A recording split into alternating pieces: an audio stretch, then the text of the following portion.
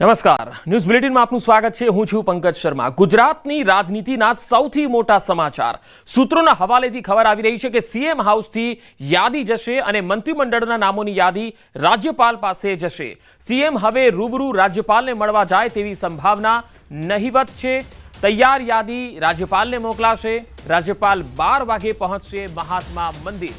તો આ એક મહત્વપૂર્ણ અપડેટ આવી રહી છે। મંત્રીમંડળના વિસ્તરણની તૈયારીનું મહાકવરેજ અમે આપને બતાવી રહ્યા છે અને એમાં જે સૂત્રોના હવાલેથી અહેવાલ આવી રહ્યા છે તે પ્રમાણે કેન્દ્રીય મંત્રી સી.આર. પાટીલ પણ ઉપસ્થિત રહેવાના છે। નવા મંત્રીમંડળનું આજે શપથ ગ્રહણ છે। ભાજપના નેતાઓ અને સાધુ સંતો પણ ઉપસ્થિત રહેવાના છે। આજે દાદાના નવા મંત્રીમંડળની શપથવિધિ છે। સવારે 11:30 કલાકનો સમય અપાયો છે મહાત્મા મંદિરે। ત્યારે ગુજરાતની રાજનીતિના એક મોટા અહેવાલ આવી રહ્યા છે કે સીએમ હાઉસથી જે યાદી છે એ મોકલવામાં આવશે રાજ્યપાલને। મંત્રીમંડળના જે નામો છે એટલે કે જે નવા નામો આયા છે મંત્રીમંડળમાં એ યાદી રાજ્યપાલ પાસે સીધી મોકલાશે। સીએમ હવે રૂબરૂ રાજ્યપાલને મળવા જાય એવી કોઈ સંભાવના દેખાઈ નથી રહી, એટલે કે આ મુલાકાતની સંભાવના નહીવત છે। આ પહેલા એવી અટકળો હતી કે સવારે 9 વાગ્યે મુખ્યમંત્રી રાજ્યપાલને મળવા જશે અને જે નવા નામો આપવામાં આવેલા છે મંત્રીમંડળ માટે એ નામો રાજ્યપાલને સુપ્રત કરશે રૂબરૂ મળીને। પરંતુ હવે રૂબરૂ મળવા નહીં જાય, રાજ્યપાલને યાદી સીધી મોકલી દેવામાં આવશે। રાજ્યપાલને આ મોકલાયા પછી રાજ્યપાલ 12 કલાકની આસપાસ મહાત્મા મંદિરમાં પહોંચી જશે અને આ શપથ ગ્રહણ સમારોહ છે એ આગળ વધશે। તો હાલ વધુ માહિતી મેળવીએ। ફોનલાઈન પર જોડાયા છે સંવાદદાતા ગીતા મહેતા।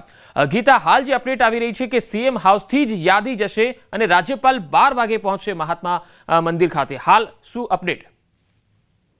જી, ગઈકાલે રાત્રે 9 વાગે સીએમ અને રાજ્યપાલની મુલાકાત ફિક્સ હતી, પરંતુ છેલ્લા સમયે એ રદ કરવામાં આવી, પોસ્ટપોન કરવામાં આવી ને એક સમય એવું હતું કે બીજા દિવસે સવારે એટલે કે આજે તેઓ રાજ્યપાલને યાદી સુપ્રત કરીને તેઓ શપથવિધિ માટેનો સમય માંગી શકે છે।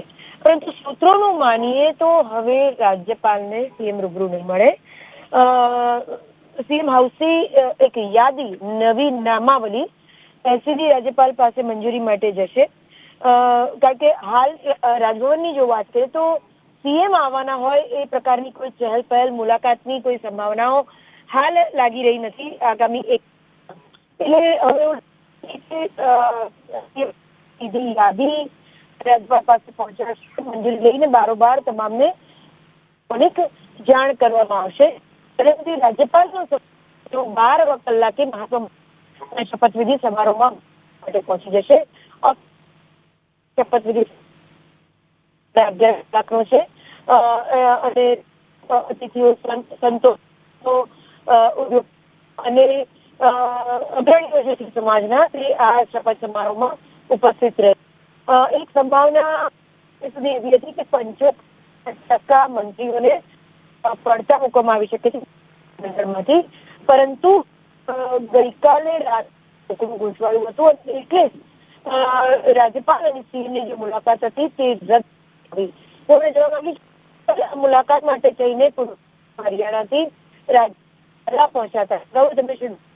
તો રાત્રે 11 વાગ્યા હતા, પરંતુ મુલાકાત માટે જઈને તેઓ ગઈકાલે રાત્રે 8:30 કલાકે રાજભવન પહોંચ્યા હરિયાણાથી।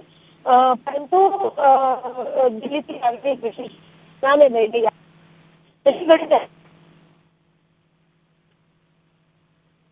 જી ગીતા, આભાર માહિતી આપવા માટે।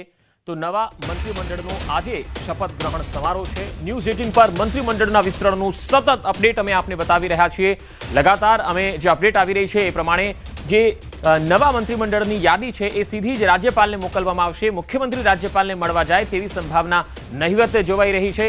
આ પહેલા એવી અટકળો હતી કે 9 વાગે સીએમ તેમને મળવા માટે જશે। હાલ અપડેટ આવી રહી છે તે પ્રમાણે 11:30 કલાકે મહાત્મા મંદિર ખાતે આ કાર્યક્રમ છે એ શરૂ થવાનો છે। આચાર્ય દેવવ્રત પદ અને ગોપનીયતાના શપથ લેવડાવશે।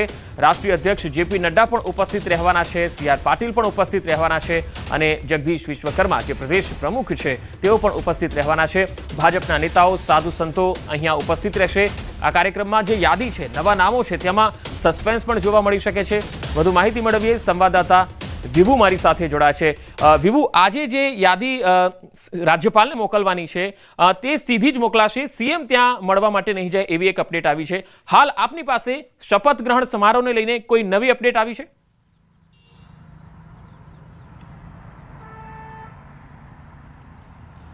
પંકજ, જે પ્રોસેસ થઈ રહી છે કે આજે નવું મંત્રીમંડળ અને તેમનો શપથ સમારોહ યોજાવાનો છે. 11:30 કલાકે છે તે શપથ સમારોહની શરૂઆત છે તે થશે.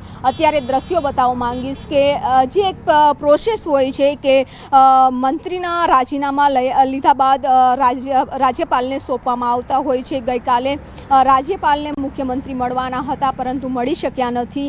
આજે હવે કોઈ અત્યારે હાલ તો અપડેટ નથી, પરંતુ રાજ્યપાલને આ જે લેટર છે રાજીનામાનો તે સુપ્રત કરવામાં આવશે અને ત્યારબાદ નવા મંત્રીઓના નામનું લિસ્ટ પણ રાજ્યપાલને આપવામાં આવશે અને ત્યારબાદ રાજ્યપાલની સૂચના બાદ શપથ સમારોહ છે તેની શરૂઆત થશે. નવા મંત્રીઓ છે તે શપથ લેશે, પરંતુ અત્યારે જે આખી રાત ધમધમાટ છે તે મુખ્યમંત્રી નિવાસ સ્થાન ઉપર ચાલ્યો છે અને નામોની યાદી છે તે ફાઇનલ કરવામાં આવી છે. જ્યારે પણ સરકાર બનતી હોય, નવું મંત્રીમંડળ બનતું હોય તો તેમાં ખાસ કરીને જ્ઞાતિય સમીકરણો ખૂબ જ મહત્ત્વના રહેતા હોય છે અને જ્ઞાતિય સમીકરણો પ્રમાણે તમામ જ્ઞાતિઓના લોકોને જે સ્થાન મળે મંત્રીમંડળમાં તે માટેની એક લિસ્ટ છે તે તૈયાર કરવામાં આવતું હોય છે.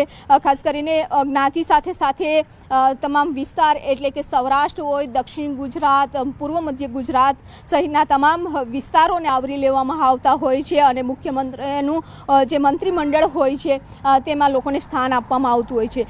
ખાસ કરીને ભારતીય જનતા પાર્ટી હંમેશા માટે સરપ્રાઇઝ આપતી હોય છે કે જે નામો ચાલતા હોય છે તેનાથી અલગ જ નામ પણ આવતા હોય છે. ત્યારે અત્યારે જે રીતે લિસ્ટ તૈયાર થઈ રહ્યું છે, ફાઇનલ લિસ્ટ તૈયાર થઈ રહ્યું હતું, તેમ છતાં પણ આખી રાત છે તે મંત્રીમંડળની નામો ઉપરની ચર્ચા છે તે કરવામાં આવી અને એ ચર્ચામાં મુખ્યમંત્રી, પ્રદેશ પ્રમુખ, રાષ્ટ્રીય ભારતીય જનતા પાર્ટીના રાષ્ટ્રીય અધ્યક્ષ અને મહામંત્રી સહિતના નેતાઓએ આખી રાત છે તે ચર્ચાઓ કરી છે અને ત્યારબાદ ફાઇનલ લિસ્ટ છે તે તૈયાર થઈ ગયું છે.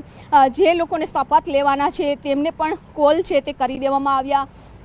અત્યારે હાલની પરિસ્થિતિ આપ જોઈ રહ્યા છો કે અત્યારે હલચાલ હજુ જોવા નથી મળી રહી. બની શકે કે ડાયરેક્ટ મુખ્યમંત્રી છે તે મહાત્મા મંદિર ખાતે પહોંચશે અને શપથ સમારોહમાં હાજરી આપશે અને સાથે જ મંત્રીઓ છે, નવા જે મંત્રીઓ બનવાના છે તે શપથ લેશે. પરંતુ બની શકે છે કે રિપીટ જે થવાના છે તે રિપીટની સંખ્યા પણ વધી શકે છે અને નવા ચહેરાઓને સ્થાન પણ મળશે. જી વિભુ, હાલ ગાંધીનગરમાં કયા પ્રકારની ચહેલ પહેલ તમે જોઈ રહ્યા છો? મહાત્મા મંદિરની બહાર નેતાઓનો કાફલો પણ પસાર થઈ રહ્યો છે, કોઈ નવા નેતાઓ પણ આવી રહ્યા હશે. હાલ કેવી ચહેલ પહેલ દેખાઈ રહી છે?